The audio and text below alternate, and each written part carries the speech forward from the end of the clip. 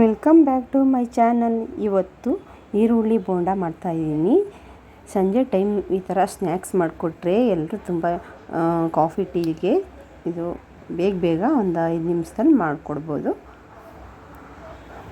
ಕ್ರಿಸ್ಪಿಯಾಗಿ ಚೆನ್ನಾಗಿರುತ್ತೆ, ಎಲ್ಲ ಇಷ್ಟಪಡ್ತಾರೆ. ಇದಕ್ಕೇನು ಹಂಚ್ಕೊಳ್ಳೋಕೆ ಏನೂ ಇಲ್ಲದೆ ಹೋದ್ರೂ ಹಾಗೆ ತಿನ್ಬೋದು. ಈ ಥರ ಮಾಡಿಕೊಟ್ರೆ ಟೇಸ್ಟ್ ಅಂತೂ ತುಂಬ ಚೆನ್ನಾಗಿರುತ್ತೆ. ಇದು ಹೇಗೆ ಮಾಡೋದಂತ ನೋಡ್ಕೊಳ್ಳೋಣ. ಒಂದು ಪಾತ್ರೆಗೆ ಹೆಚ್ಚಿಟ್ಟಿರುವಂತಹ ಈರುಳ್ಳಿ, ಒಂದು 4 ಈರುಳ್ಳಿ ಹೆಚ್ಕೊಂಡಿದ್ದೀನಿ. ಅದಕ್ಕೆ ಸ್ವಲ್ಪ ಕೊತ್ತಂಬರಿ ಸೊಪ್ಪು, ಒಂದು 5 ಹಸಿಮೆಣಸಿನ್ಕಾಯಿ, ಸ್ವಲ್ಪ ನುಗ್ಗೆ ಸೊಪ್ಪು ಅದು ಹಾಕ್ಕೊಂಡ್ರೆ ತುಂಬ ಚೆನ್ನಾಗಿರುತ್ತೆ.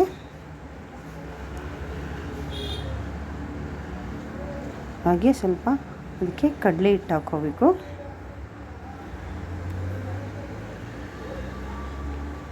ಈಗ ಅದಕ್ಕೆ ರುಚಿಗೆ ತಕ್ಕಷ್ಟು ಉಪ್ಪು, ಕಾದಿರುವಂತಹ ಎಣ್ಣೆ ಹಾಕ್ಕೋಬೇಕು ಅದಕ್ಕೆ. ಈಗ ಅದಕ್ಕೆ ಸ್ವಲ್ಪ ನೀರು ಹಾಕ್ಕೋಬೇಕು, ಸ್ವಲ್ಪನೇ ಹಾಕ್ಕೋಬೇಕು ನೋಡಿಕೊಂಡು.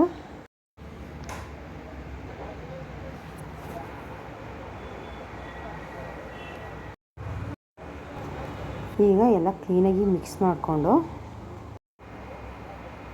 ಇದು ಗಂಟಿಲ್ದೇನೆ ಕಲಿಸ್ಕೋಬೇಕು. ಇನ್ನು ಸ್ವಲ್ಪ ನೀರು ನೋಡಿಕೊಂಡು ಅದನ್ನು ಹಾಕ್ಕೊಂಡು ಕ್ಲೀನಾಗಿ ಕಲಿಸ್ಕೊತಾ ಇರಬೇಕು. ಇದಕ್ಕೆ ಹಿಟ್ಟು ಬೇಕು ಅಂದರೆ ಇನ್ನೊಂದು ಸ್ವಲ್ಪ ನೋಡಿಕೊಂಡು ಹಾಕ್ಕೋಬೇಕಾಗುತ್ತೆ.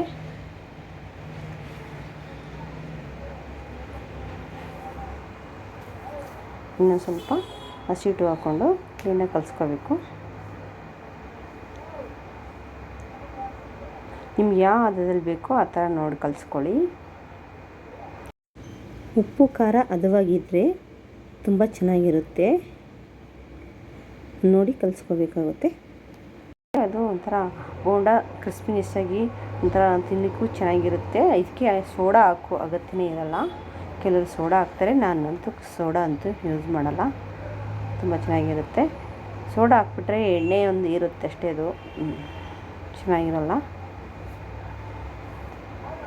ಈ ಥರ ಎಲ್ಲ ಕ್ಲೀನಾಗಿ ಮಿಕ್ಸ್ ಮಾಡ್ಕೋಬೇಕು.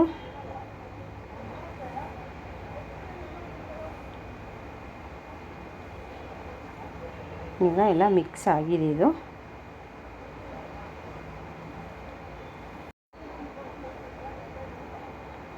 ಈಗ ಇದು ಒಂದು ಸೈಡ್ ಇಟ್ಕೋಬೇಕು. ಎಣ್ಣೆ ಕಾಯಿಗೆ ಇಟ್ಟಿರ್ಬೇಕು. ಈಗ ಎಣ್ಣೆ ಕಾದಿದೆ, ಅದಕ್ಕೆ ತಗೊಂಡು ನೋಡಿ ಈ ಥರ ನೋಡಿಕೊಂಡು ಕಾದಿದೆ. ಈಗ ಕ್ಲೀನಾಗಿ ಒಂದೊಂದು ಆಗ ಹಾಕ್ಕೋಬೇಕು.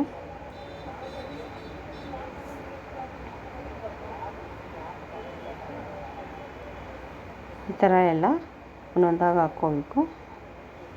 ನಾನು ಒಂದೇ ಸಲ ಸ್ವಲ್ಪ ಎಣ್ಣೆ ಜಾಸ್ತಿನೇ ಹಾಕ್ಕೊಂಡಿದ್ದೀನಿ. ಯಾಕೆಂದರೆ ಸ್ವಲ್ಪ ಹಾಕ್ಕೊಂಡು ಚಿಕ್ಕ ಬಾಣಲೆಯಲ್ಲಿ ಹಾಕ್ಕೊಂಡು ಮಾಡ್ತಾರೆ, ಆ ಥರನೂ ಮಾಡ್ಬೋದು.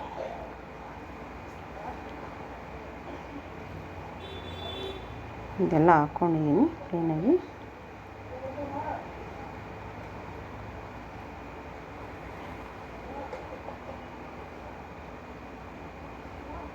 ಎಷ್ಟು ಹಿಡಿತದೆ ಅಷ್ಟು ಹಾಕಿದ್ದೀನಿ. ಹಿಂಗೆ ಹಾಕಿದ್ದೀನಿ. ಇದು ಚೆನ್ನಾಗಿ ಹೈ ಫ್ಲೇಮ್ನಲ್ಲಿ ಬಿಡಬೇಕು 1-2 ನಿಮಿಷ. ಆಮೇಲೆ ತಕ್ಷಣವೇ ಅದು ಮುಚ್ಚಾಕಕ್ಕೆ ಹೋಗಬಾರ್ದು.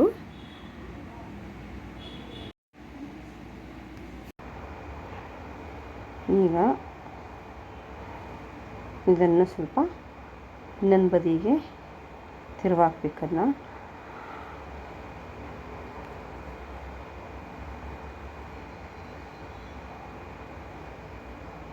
ಎಲ್ಲ ಚೆನ್ನಾಗಿ ಎಣ್ಣೆ ಎಲ್ಲ ಕುಡಿದು ನಿಲ್ಲಬೇಕದು.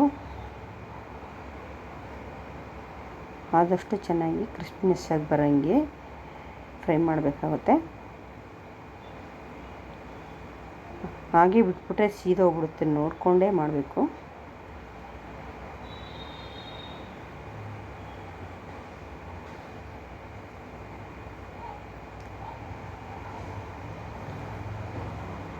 ಈಗ ಆಗ್ತಾ ಬಂದಿದೆ.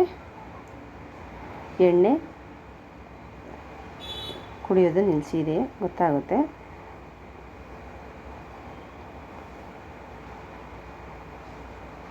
ಈಗ ಇದಿಷ್ಟು ಬೆಂದಿರೋದು ಸಾಕು. ಈಗ ಎಲ್ಲನೂ ತೆಗೆದು ಪ್ಲೇಟ್ಗೆ ಹಾಕೋಬೇಕು.